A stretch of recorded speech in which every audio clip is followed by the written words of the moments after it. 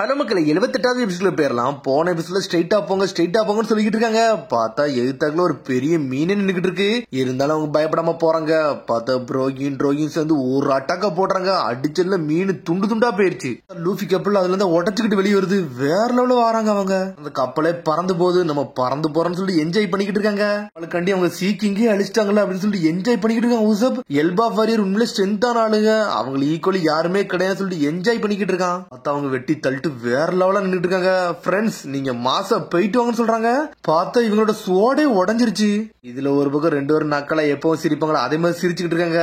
அவங்களோட ஆயுதமும் போயிருச்சு. வழியா அந்த சண்டையும் முடிஞ்சிருச்சு. அவங்க சோடத்துக்கு மேல இருந்து கீழே போடுறாங்க. அப்படி பறந்து வானத்தை நோக்கி போய்கிட்டு இருக்கு. அப்படி போற பக்கம் பழைய கதையை சொல்ல ஆரம்பிக்காங்க. ஒரு காலகட்டத்தில் ஜெயிண்ட் வாரியர்ஸ் எல்லாம் பைரட்ஸா இருந்த காலம் சொல்றாங்க அவங்க.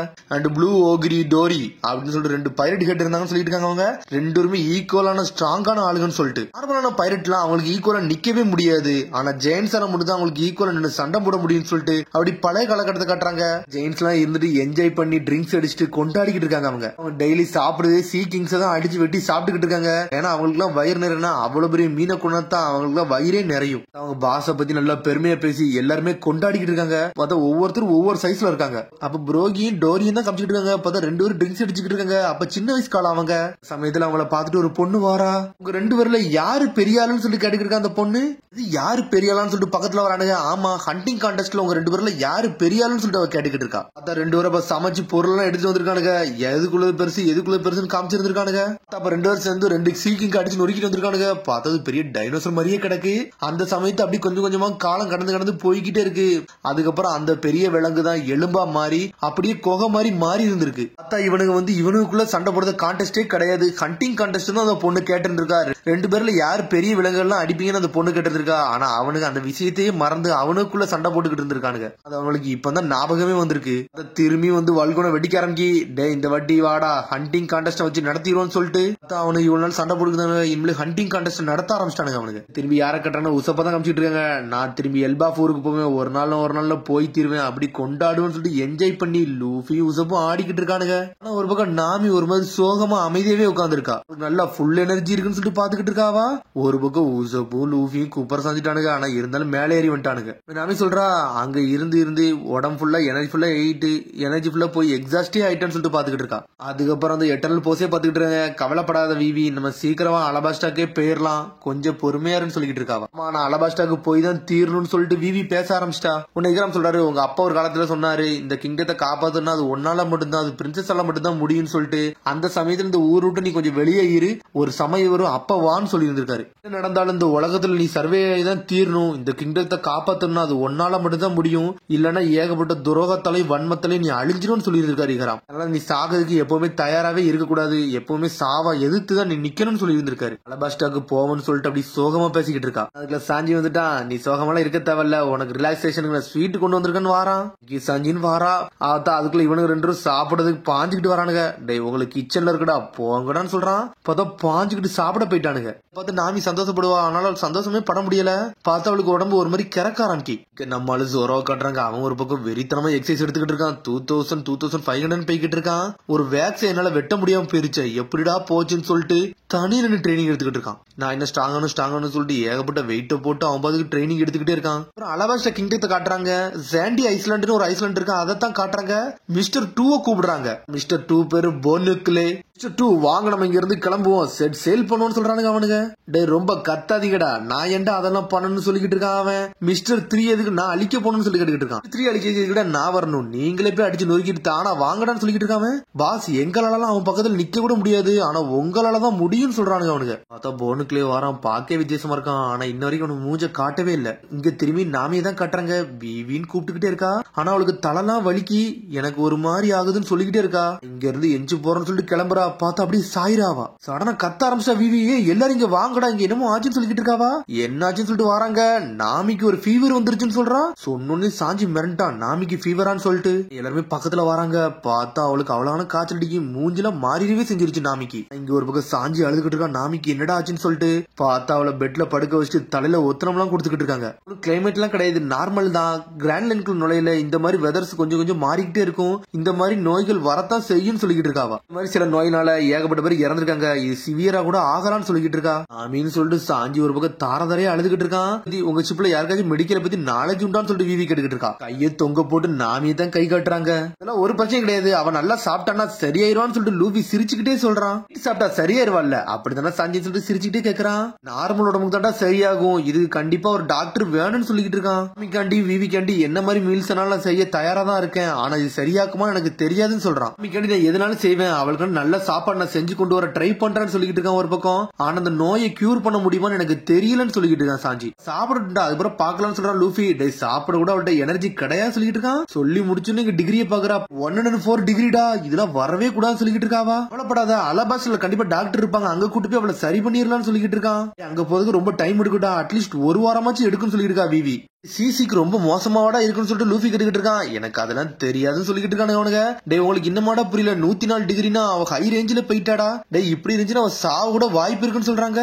நாமி செத்துறக்கூடாதுன்னு சொல்லிட்டு மிரண்டானுங்க, அங்கிட்டு இங்கிட்டு ஓடுறானுங்க அவனுங்க. சீக்கிரம் டாக்டர் கண்டுபிடிக்க நாமியை காப்பாத்துறோம்னு சொல்லிட்டு கத்திக்கிட்டு இருக்கான் லூஃபி. இப்படி கத்துனீங்கன்னா நாமியை காப்பாத்த முடியாத, கொஞ்சம் பொறுமையா இருக்குன்னு சொல்லிட்டு இருக்காவா. நாமி எந்திக்கா நான் நல்லா தான் இருக்கேன்னு சொல்லிட்டு இருக்காவா. சடனா லூஃபி என்ஜாய் பண்றான். ஆனா அதுக்குள்ள உசப் தலையில அடிக்கான். டே கொஞ்சம் பொறுமையாடா அவ பொய் சொல்றான்னு சொல்லிட்டு. டே நம்ம டெஸ்க்குள்ள ஒரு நியூஸ் பேப்பர் இருக்குடா, அதை முதல்ல படிங்கன்னு சொல்லிட்டு இருக்காவா. இங்க ஒரு பக்கம் ஜோரோ வெளியே உட்காந்து எக்ஸசைஸ் பண்ணிக்கிட்டே இருக்கான். ஆனா எல்லா விஷயத்தையும் கேட்டுக்கிட்டே இருக்கான். நியூஸ் பேப்பர் எடுத்து படிச்சுட்டு விவி மிரண்டா. என்னாச்சு விவி, அலபாஸ்டாக்கு எதுவும் பிரச்சனையான்னு சொல்லிட்டு சாஞ்சி கேட்டுக்கிட்டு இருக்கான். விவி படிச்சுட்டு மிரண்டா. 3 லட்சம் ராயல் சோல்ஜர்ஸ் டிஃபெக்ட் ஆகி அடிபட்டு கிடக்காங்களான்னு சொல்லிட்டு மிரண்டாவா. அப்ப நாங்க ஏகப்பட்ட வாரே ஆல்ரெடி ஸ்டார்ட் ஆயிருச்சு. 6 லட்சம் ராயல் சோல்ஜர்ஸ், 4 லட்சம் எதிர்ப்பாளிகள், இத்தனை பேர் நின்று சண்டை போட போறாங்களா. அப்ப இது ஒரு நாட்டுக்கே அழிவாச்சுன்னு சொல்லிட்டு விவி மிரண்டா.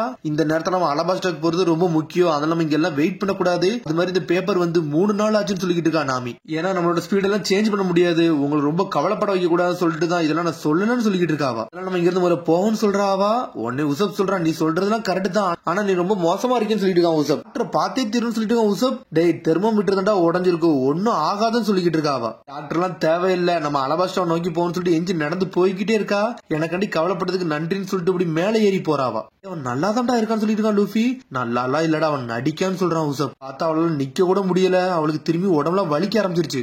மிரண்டுட்டா. இப்படியே போச்சுன்னா அலபாஸ்டா கிங்டமே சாஞ்சிருமே, இப்ப என்னடா பண்ணட்டுன்னு சொல்லிட்டு crocodile மொத்த ஊரே டேக் ஓவர் பண்ணிடுறான்னு சொல்லிட்டு அழுதுகிட்டு இருக்காவா. நேரம் இல்ல, என்னோட ஊருக்கு போயே தீரணும்னு சொல்லிட்டு பேசிக்கிட்டே இருக்காவா. லட்சக்கணக்கான மக்கள் எல்லாம் இறந்துருவாங்கன்னு சொல்லிட்டு இருக்காவா. இது லட்சக்கணக்கான மக்களான்னு சொல்லிட்டு லூஃபி மிரளுதான். ஆனா வழி நீ தாங்கிட்டு இருக்கிய, ஒன்னு நினைச்சாலே பாவமா இருக்கு விவின்னு சொல்லிட்டு இருக்கான் சாஞ்சி. அம்மாலே எதையும் கண்டுக்கிடாம அவன் பாட்டுக்கு எக்ஸசைஸ் பண்ணிக்கிட்டே இருக்கான் ஒரு பக்கம். நாய் வரா. டே ஜோரோ நீங்க என்னடா பண்ணிக்கிட்டு இருக்குன்னு சொல்லி கேட்டுக்கிட்டு இருக்காவா. என்னாச்சுன்னு சொல்லிட்டு கேக்குறான். டே நீ காம்பஸ் நல்லா பாத்தியாடா, நம்ம ஆப்போசிட் திசையை நோக்கி போய்கிட்டு இருக்குன்னு சொல்றாவா. இங்களோட நோக்கி நான் பார்த்து போய்கிட்டு இருக்கேன்னு சொல்லிக்கிட்டு இருக்கான் அவன். நேவிகேட்டே ஆவாதான், இவன் கொஞ்சம் தப்பா பார்த்துட்டு அவங்க வேற திசையை நோக்கி போய்கிட்டு இருக்காங்க.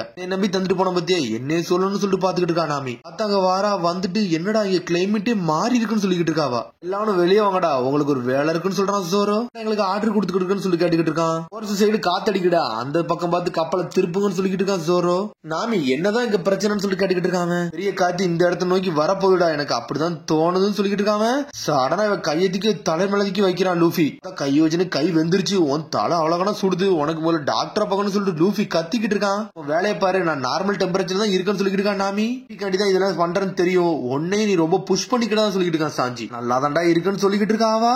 உன்னை எல்லாரும் நாமியவே பாக்குறாங்க. சடனா நாமி சொன்னோன்னு எல்லாரும் உத்தரவு கேட்டு அவ சொல்றபடி எல்லாரும் செய்ய ஆரம்பிச்சிட்டாங்க. அவங்க நடக்க போது மட்டும் நினைக்கிறேன்னு சொல்லிட்டு பாத்துக்கிட்டு இருக்காங்க. பார்த்தா ஆளுக்கு கப்பலே ஒவ்வொரு திசையா மாத்திக்கிட்டு இருக்காங்க. அதுக்கப்புறம் அலபாஸ்டாவை நோக்கி கப்பலை திருப்பி போய்கிட்டே இருக்காங்க அவங்க. இங்க ஒரு பக்கம் விவியோ நான் வீட்டுக்கு சீக்கிரம் போகணும் சொல்லிட்டு ஒரு பக்கம் பாத்துக்கிட்டு இருக்கா. உடனே விவி உள்ள இருந்து வெளியே வரா. இதை நான் உங்கள்கிட்ட கேட்க கூடாது, இது என்னோட கப்பல் கிடையாது, உங்களோட கப்பல் தான். ஆனா என்னோட ஹோம்லேண்ட் ரொம்ப பெரிய பிரச்சனை இருக்கு, அதை நோக்கி நான் போகணும், சீக்கிரம் போக முடியுமான்னு சொல்லிட்டு கேட்டுக்கிட்டு இருக்காவா. அப்புறம் ஃபுல் ஸ்பீட்ல போலாமான்னு சொல்லிட்டு கேட்டுக்கிட்டு இருக்கா. நாங்க சத்தியம் பண்ணிருக்கோம்ல நாங்க போறோம்னு சொல்லிக்கிட்டு இருக்கா நாமி. சாஞ்சி லூஃபி உசப் எதுவுமே பேச மாட்டேங்கானுங்க. அமைதியா நின்று ஒரு பார்வை தான் பாக்குறாங்க விவிய. போற வழியில ஒரு ஐலாண்டுக்கு போவோம், ஒரு டாக்டரை கண்டுபிடிச்சு நாமியை குணமாக்கிட்டு போவோம்னு சொல்லிக்கிட்டு இருக்காவா. இதுக்கப்புறம் போவோம் நம்ம அலபாஸ்டாக்கு, நம்ம கப்பலும் ஃபாஸ்டா போவோம்னு சொல்றாவா. சொன்னோன்னே என்ஜாய் பண்ண ஆரம்பிச்சிட்டாங்க. நீ சொன்ன மாதிரி போவும் மாஸ்க் காட்டலாம்னு சொல்லிட்டு மக்கள் அடிபட்டு இருக்காங்க. அது உனக்கு பிரச்சனை இல்லைன்னு சொல்லிட்டு உசப் கேட்கறான். ஒன்னும் பிரச்சனை இல்லை, இப்போதைக்கு நாமியோட இதை சரி பண்ணிட்டு இங்க இருந்து கிளம்புவோம், வேற லெவல் பண்ணுவோம்னு சொல்லிட்டு விவின்னு சொல்லிட்டு நாமி வாரா. மன்னிச்சிரு விவி, உனக்கு நான் பெரிய பிரச்சனை ஆயிட்டேன்னு சொல்லிக்கிட்டு இருக்காவா. ஏ சாய்தா, சடனா பார்த்தா ஒரு பெரிய சூழ்நிலை வருது. லூஃபி மிரண்டாண்டே அங்க பாருங்கடான்னு சொல்லிட்டு மிரண்டு பாத்துக்கிட்டு இருக்காங்க. அதுக்குள்ள போனோம் சிக்கி சின்ன பின்னம் ஆயிரும் சொல்லிட்டு மின்னல் மழைலாம் பெய்ய ஆரம்பிச்சிருச்சு. டே இப்ப நம்ம என்னடா பண்ணன்னு சொல்லிட்டு முழிச்சுக்கிட்டு இருக்காங்க அவங்க. விவி மிரண்டா, யாடா அந்த பொண்ணு கிராண்ட் லைன்ல உள்ள சைக்ளோனே பிரிடிக்ட் பண்றாள, இவ்வளவு மாதிரி ஒரு நேவிகேட்டர் நான் பார்த்ததே இல்லைன்னு சொல்லிட்டு பாத்துக்கிட்டு இருக்காவா. பாடி கண்டிஷனை வச்சு வெதர் கண்டுபிடிச்சிட்டாளடா நாமி அப்படின்னு சொல்லிட்டு மிரண்டு பாத்துக்கிட்டு இருக்கா. அவளுக்கு ஈக்குவலி யாருமே கிடையாது நேவிகேஷன்ல. அதுவரை நாமி ரெஸ்ட் எடுத்துக்கிட்டு இருக்கா. இங்க ஒரு பக்கம் சாஞ்சி அங்கெங்கயும் ஓடுதான். நாமிக்கு இப்படி ஆயிருக்கூடாது இப்படி ஆயிருக்க கூடாதுன்னு சொல்லிட்டு டே நீ கொஞ்சம் சத்தம் போடாம இருங்கன்னு சொல்லிக்கிட்டு இருக்கா. டாக்டர் நம்ம கண்ணுக்கு தெரியுதாங்களான்னு சொல்லிட்டு லூபி கேட்டுக்கிட்டு இருக்கான். இது டாக்டர் கண்ணுக்கு தெரியுதாங்களா? டே ஐலாண்டு தான் போல கண்ணுக்கு தெரியும் சொல்றான் யூசப். ஆனா போய்கிட்டு இருக்காங்க. டே போற உள்ள இடம் எவனோ ஒருத்தர் நிக்கிற மாதிரியே இருக்குன்னு சொல்லிட்டு இருக்கான் ஜோரோ. எவனும் இருக்க மாட்டான்னு சொல்லிட்டு இருக்கான் யூசப்பும் லூபியும். அப்ப அது என்னதுன்னு சொல்லிட்டு ஜோரோ கேக்குறான். உடனே லூபி யூசப்பும் பாக்குறானுங்க. பார்த்தா நடு வழியில எவனோ ஒருத்தர் வந்து நின்னுகிட்டு இருக்கான். டாக்டரா இருப்பானு சொல்லிட்டு முழிக்கிறான். பார்த்தா அதோட எபிசோட் முடியுது. அதுக்கடுத்து எபிசோட் சந்திப்போம். மரம் சப்ஸ்கிரைப் பண்ணி ஷேர் பண்ணி கமெண்ட் பண்ணுங்க. பெல் பண்ணுங்க. மறங்க. See you bye.